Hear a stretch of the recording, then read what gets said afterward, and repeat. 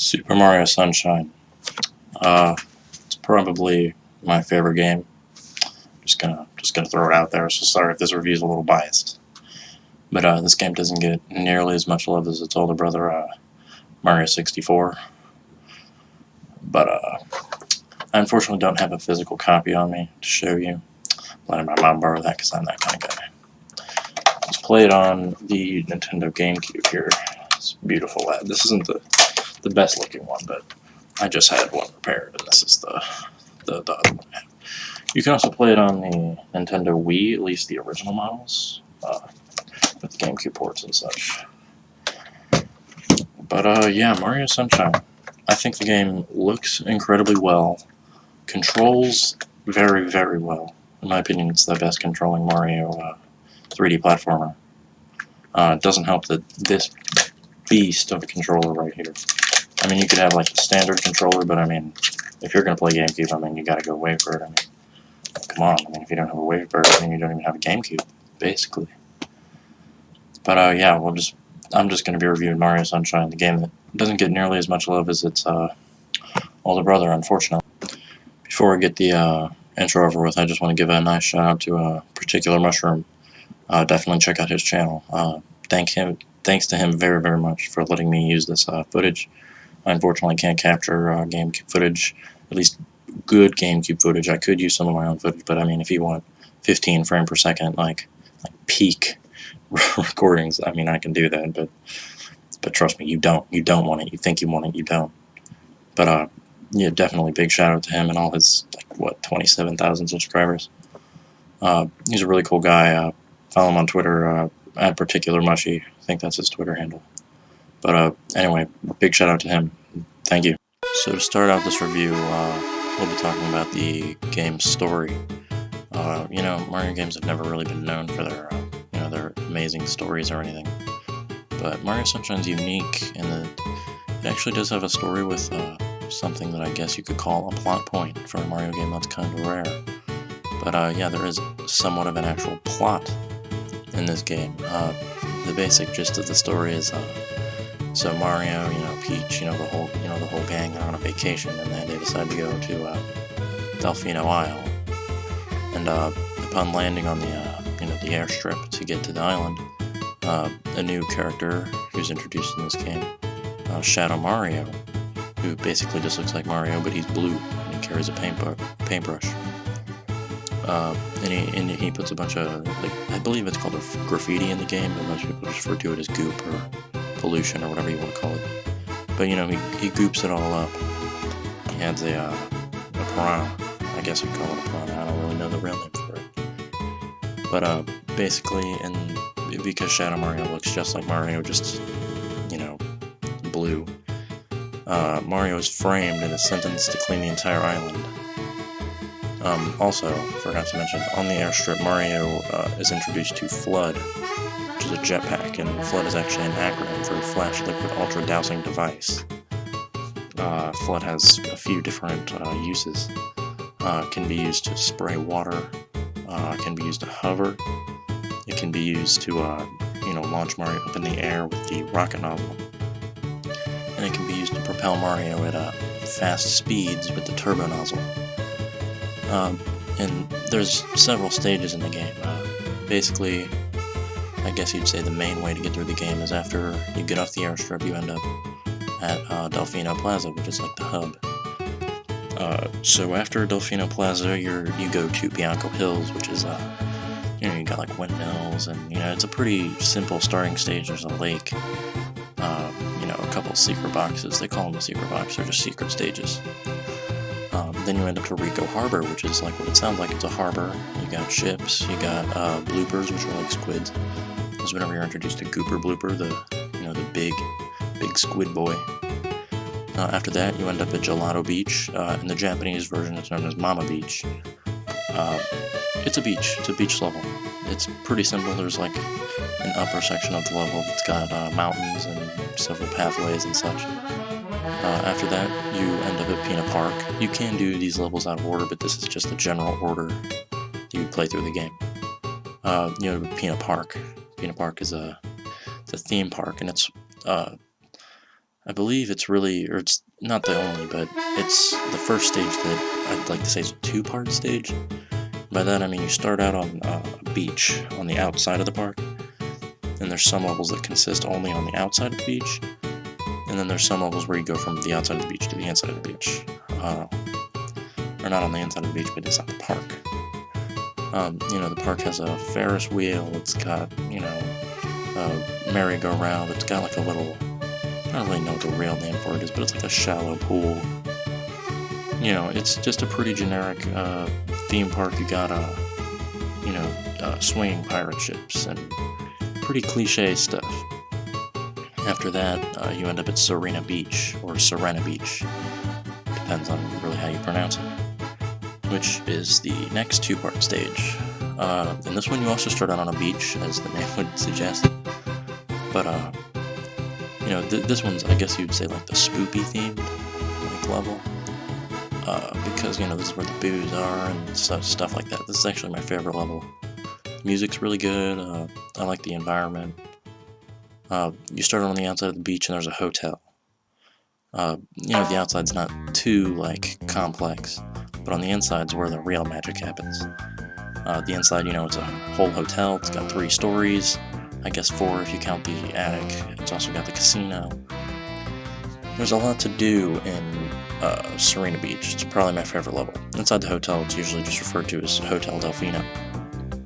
But after that, you end up at Noki Bay. In Japan, it's known as Mare Bay, or Mare Bay, I'm pretty sure it's Mare, which is the most vertically intensive level in the game. Basically, Noki Bay, you got several shell spires and large cliffs and ruins and a lot of water. Some water that'll do some damage to you. Not quite like Death River, instant kill stuff, but damages you over time. You also refind Gooper Blooper here. After that, you end up at Pianta Village, which the Piantas in the Japanese version are called Monty, so it's Monty Village in the Japanese version. It's a giant village on a giant tree, and it's got a lot of giant trees on it. It's a pretty simple level, just describing it, but there's several little structures made out of, I guess you would say, bamboo and stuff. But there's lots of tall trees, and it's a pretty good level. I'd say it's one of the more solid levels. And then in the end, you finish on Corona Mountain.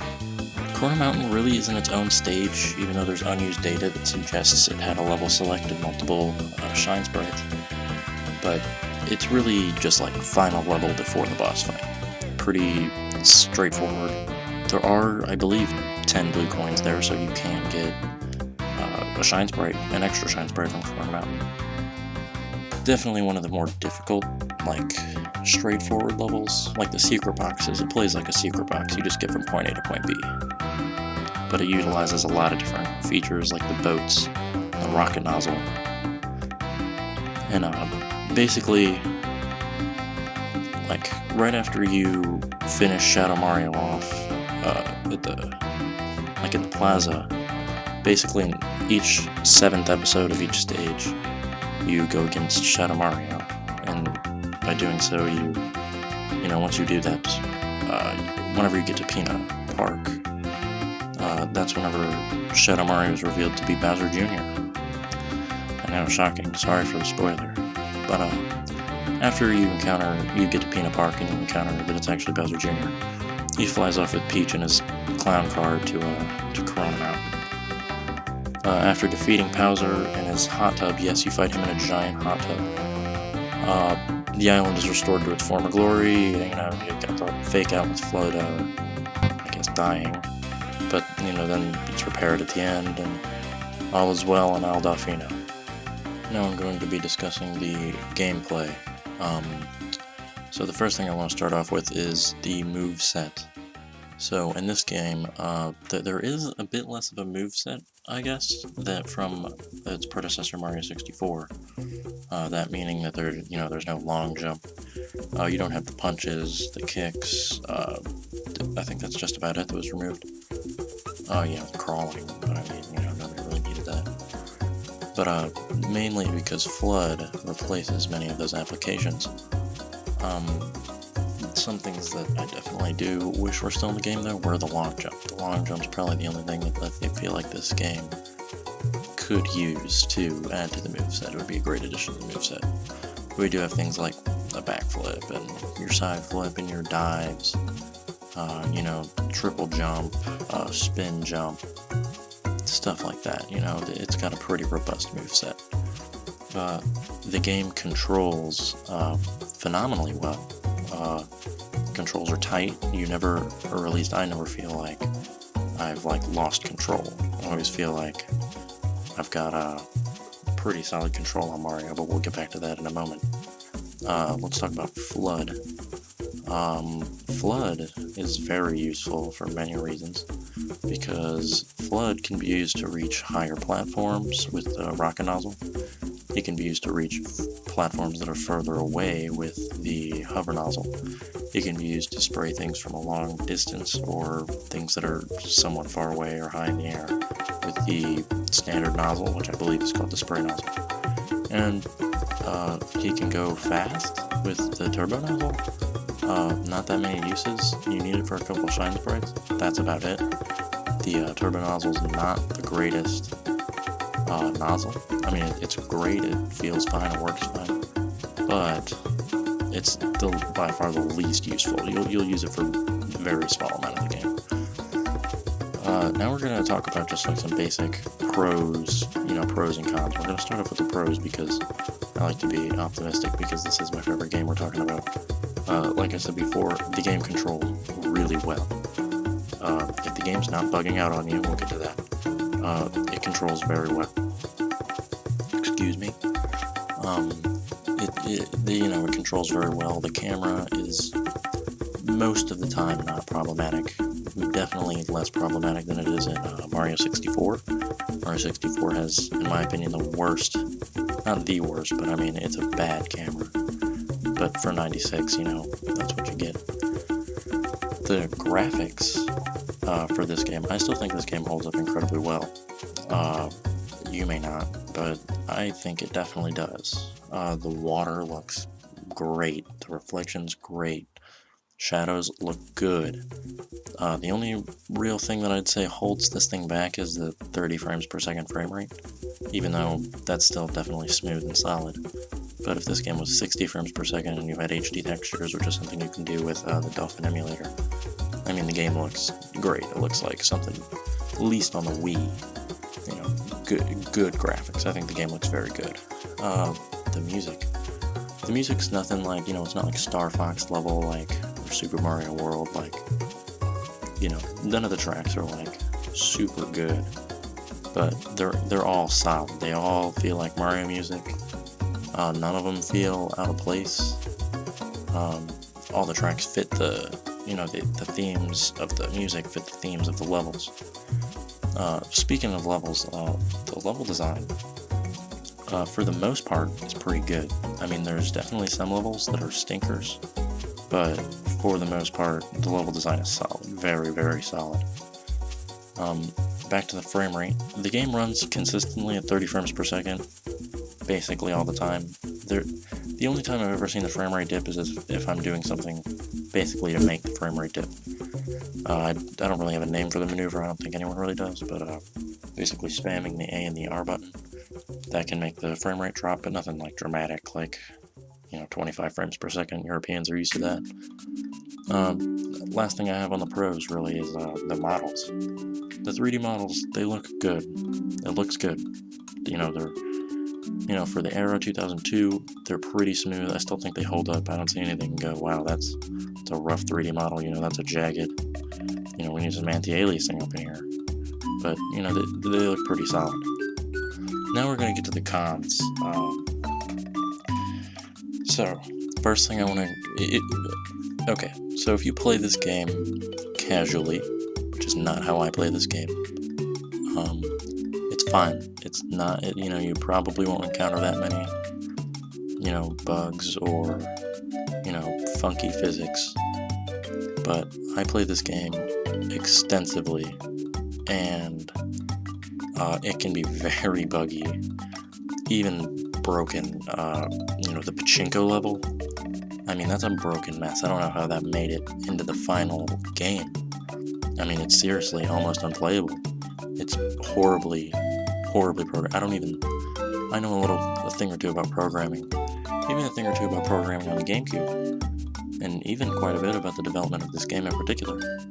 However, I don't understand how Pachinko made it. I don't know how it happened.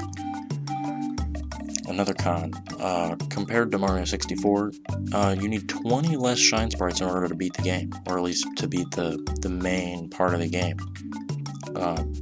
So the game does seem a lot shorter if you just play from point A to point B. Another thing is that a lot of the stars are blue coins. You get 10 blue coins and you get a star. Most of them are, not most of the stars in the game, but, well actually yeah, majority of the stars. You only need 50 to beat the game, 49 if you skip the first episode of Bianco Hills. Couldn't think of the name for a second, sorry. But, you can beat it with 49 or 50 shine sprites. The other 70 of the 120, so it still has the same amount of shines or stars, but you need less to beat the game. But, the blue coins, okay? Just give me a second. The blue coins. They are terrible. Most of them are fine. The only problem I have with the blue coins is that some of them are in the most ungodly places, or in places that you would never ever look. The blue coins, the blue fucking coins. The blue coins they're really annoying. If you're trying to 100% this game, you'll know, the blue coins. Lastly, on the cons, the main shine sprites take up less than half of the total shines. So yeah, the game feels a bit shorter if you're playing it casually, but it still has the same amount of content, but a lot of those shines are blue coins, and you already heard me. I do not like the blue coins. So before I end this review, I just wanted to give some final thoughts on the game. Just kind of a brief glance over what we just talked about. I know it wasn't that much. I hope you have the memory span to remember what I said, but it's a good game. It's a good game. I think more people should play it. I mean, it's not like a lot of people haven't played it, but it's the Mario game, at least the 3D Mario game, that people look back and go, huh, that was different. And yeah, it was different, but guess what? It was better because of it. It had a great atmosphere, had a great, it just played good. It had very unique levels, a unique setting, and I think the reason this is my favorite game is mainly because nostalgia. I'm very nostalgic.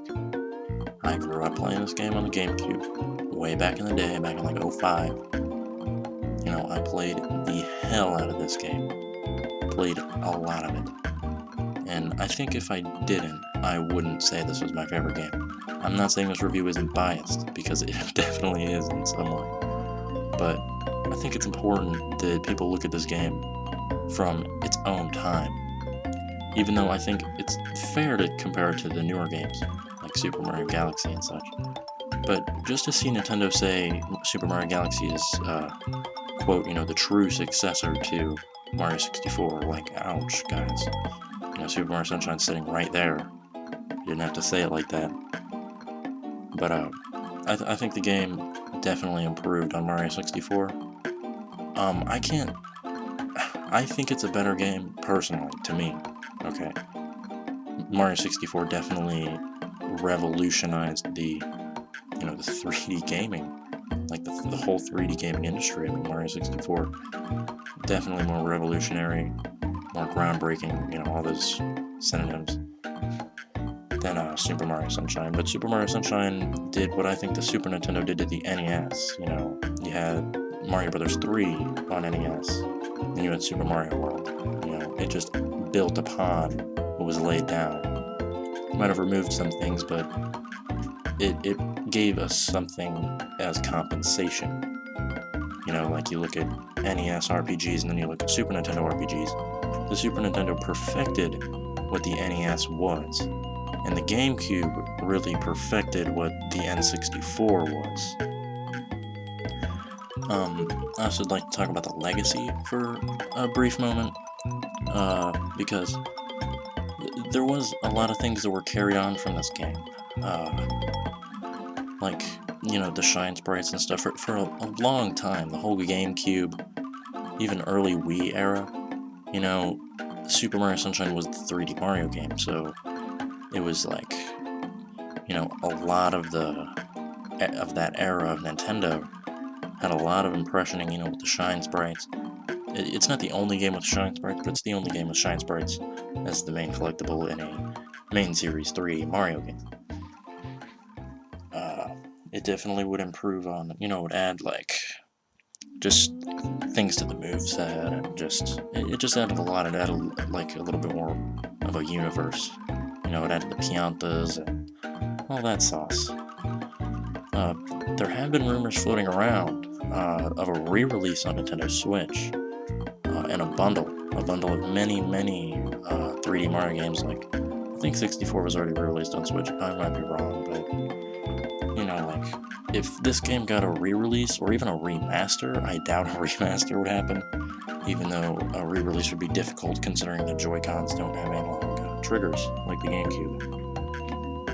But if a re-release of this game came out, I think it would be very nice, because this game needs more people to play it.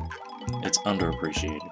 It's a great game, but people just didn't really pay too much attention to it. And also, before ending this review, I'd like to talk about the future of this game. This game, it's next in line from Mario 64. Everybody knows about the Mario 64 ROM hacks and the modding community and all that stuff. But Mario Sunshine is on the cusp of modhood, I guess. I've dabbled in it. I don't really have a computer powerful enough to do too many mods or anything, but I've definitely seen some of the mods, and I've seen some of the ROM hacks. They're not really ROM hacks, they're ISO hacks, but anyway, don't need to get that technical. But all the stuff that's happening to Mario 64, or that's already happened rather, I think is going to be happening to Mario Sunshine very soon. People like Nathaniel Bandy have been doing challenges on this game, and they usually do Mario 64. And seeing them move to Mario Sunshine kind of shows me that there definitely is still a community for Mario Sunshine, and they definitely are willing to, push for this game to be played by more and more people. Thank you very, very much for watching this video. I doubt you actually made it here. Most people don't. But thank you very much for watching this video, and again, thanks very much to Particular Mushroom for letting me use his footage. Definitely check out his channel. I'm going to keep this outro brief because, well, I don't really have that much to say in the outros, but thank you very much, and I'll see you in the next episode of GG Reviews.